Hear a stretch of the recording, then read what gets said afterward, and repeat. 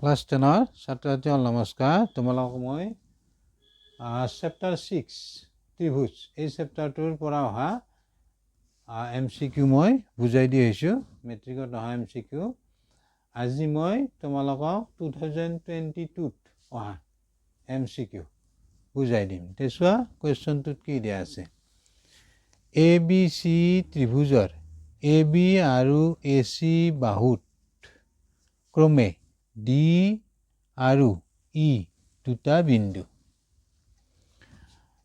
তাৰপিছত আমাক দিয়া আছে DE সমান্তৰাল পেৰেলেল BC আৰু কোন আমাক দিয়া আছে ভ্যালু দিয়া আছে DB equal 7.2 centimetre, AE equal 1.8 centimetre, EC equal আছে 5.4 সেন্টিমিটাৰ হলে AD হ'ব।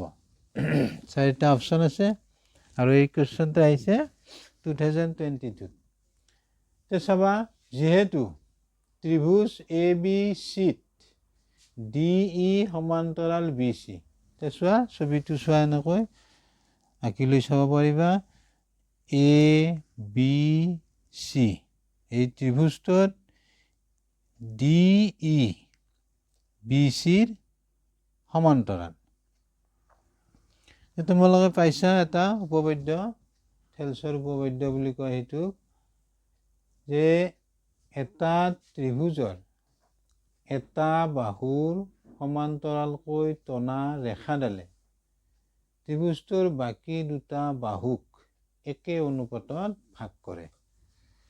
ভালো বুজি এটা ত্ৰিভুজৰ এটা বাহুৰ অৰ্থাৎ চোৱা DE BCৰ সমান্তৰাল, DE BCৰ সমান্তৰাল, তেতিয়া DE এই ৰেখাডালে বাকী দুটা বাহু কি আছে AB আৰু AC একে অনুপাতত ভাগ কৰিব। অৰ্থাৎ AD বাই DB সমান AE বাই EC।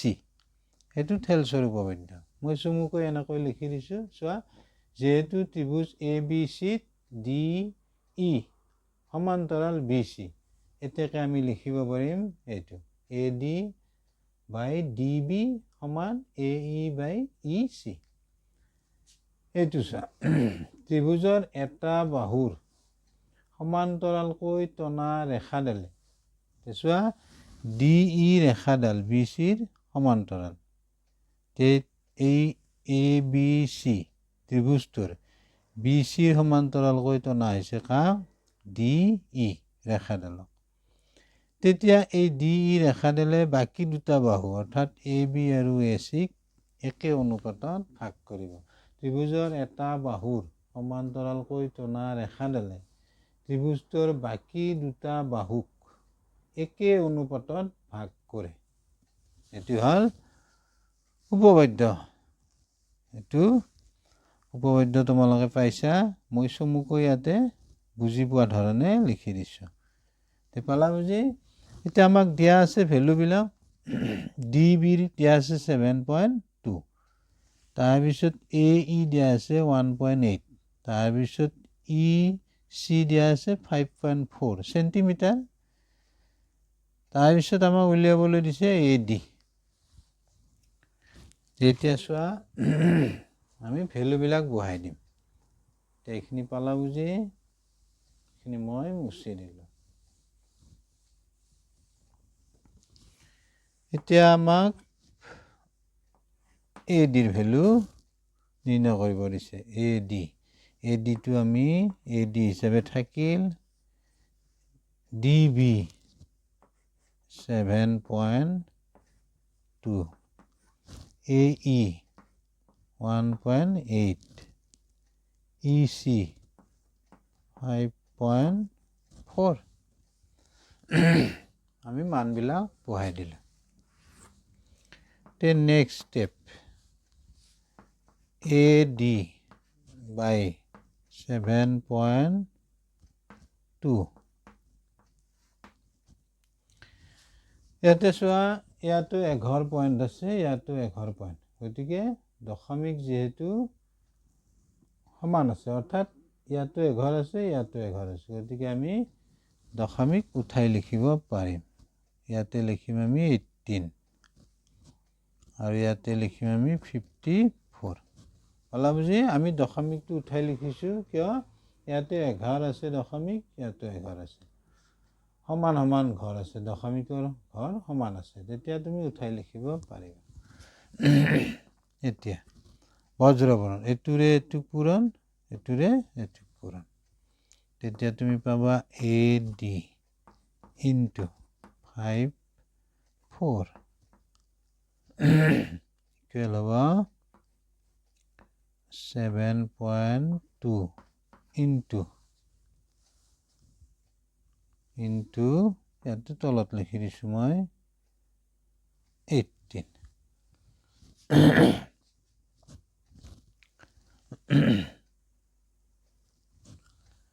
চাবা নেক্সট আমাক AD লাগে AD লাগে যেহেতু আমাক AD লাগে ইফালে চোৱা AD ৰ লগত 54 পূৰণ আছে গতিকে ইফালে গ'লে হৰণ হ'ব 54 ওপৰত হ'ব 7.2 আৰু 18 আছে পূৰণ এতিয়া কাটিব পাৰিবা ইয়াক তুমি 9 এৰে কাটা 6 আৰু ইয়াকো তুমি 9 এৰে কাটা 2 আৰু 6 এৰে ইয়াক কাটিব পাৰিবা 12 পালা বুজি প্ৰথম আমি ইয়াক 9 এৰে কাটিছো 6 বাৰ যাব ইয়াক 9 এৰে কাটা দুবাৰ যাব 6 এৰে তুমি 7.2 কাটিলে তোমাৰ ইয়াতে পয়েন্ট হ'ব পয়েন্ট আহিব যেটো ইয়াতে পয়েন্ট আছে এতিয়া থাকিল কি আমাৰ 1.2 into 2 এইখিনি পূৰণ কৰিলে পাবা তুমি এটো 12 দুগুণ 24 আৰু ইয়াতে পয়েন্ট আহিব তে AD ৰ ভ্যালু হ'ব 2.4 ইয়াতে সেন্টিমিটাৰ থাকিব 2.4 পালা বুজি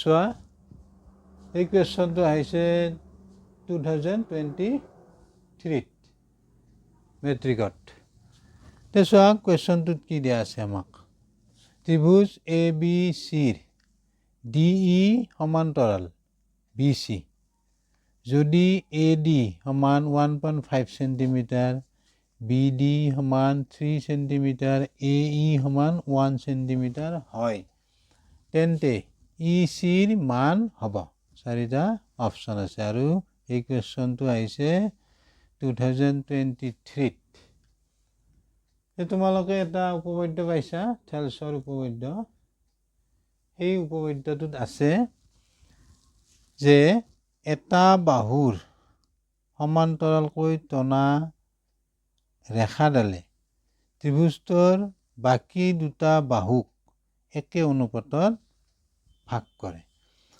তে চাবা DE BC ৰ সমান্তৰাল DE বা এই ৰেখাডাল BC ৰ সমান্তৰাল তেতিয়া এই DE ৰেখাডালে বাকি দুটা বাহু AB আৰু AC একে অনুপাতত ভাগ কৰিব অৰ্থাৎ AD by DB সমান AE by EC চোৱা যেহেতু ত্ৰিভুজ ABC DE সমান্তৰাল BC DE ৰেখাডাল BC ৰ সমান্তৰাল তেতিয়া DE ৰেখাডালে ত্ৰিভুজটোৰ বাকি দুটা বাহুক অৰ্থাৎ AB আৰু AC কি কৰিব একে অনুপাতত ভাগ কৰিব এইটো চোৱা AB আৰু AC একে অনুপাতত ভাগ কৰিব কাই এই DE ৰেখাডালে তেতিয়া আমি পাম এইটো চোৱা AD by DB সমান AE by EC এতিয়া চাবা ইয়াতে আমাৰ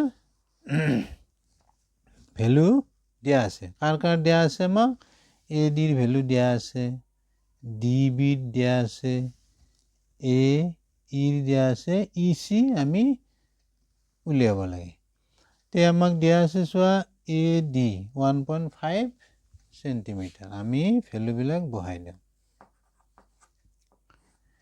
AD ৰ ভ্যালু দিয়া আছে 1.5 সেন্টিমিটার আমি ভ্যালুটো লিখিছো এককটো নিলিখিলে হ'ব DB কিমান আছে 3 AE 1 সেন্টিমিটার আমি EC নিৰ্ণয় কৰিব লাগে তে এইখিনিৰ পৰা তুমি কি পাবা এতিয়া এনেকৈ পূৰণ কৰিবা বজ্ৰ গুণন 1.5 into EC এটোৰ লগত এটো পূৰণ 3 into 1 3 into 1 আমাক লাগে EC 3 into 1 মানে 3 হ'ব আৰু এটো আছে 1.5 তেতিয়া চাবা 1.5 এৰে 3 ডিভাইড কৰিব লাগে তে আমি দশমিকটো উঠাই লম এতিয়া ইজি হ'ব তে চোৱা ইয়াতে 11 দশমিক আছে 11 দশমিক থাকিলে আমি 10 এৰে পূৰণ দিম 10 এৰে পূৰণ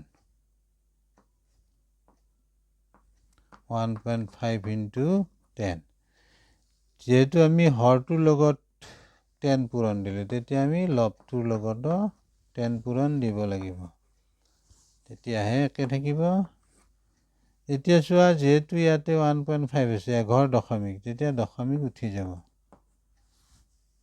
15 হল আৰু এটো 30 এতিয়া কাটিবা দুবাৰ EC ৰ ভ্যালু 2 সেন্টিমিটাৰ হ'ব তে অপশন চোৱা EC ৰ ভ্যালু 2 সেন্টিমিটাৰ পালো আমি তে বুজি পালা নিশ্চয়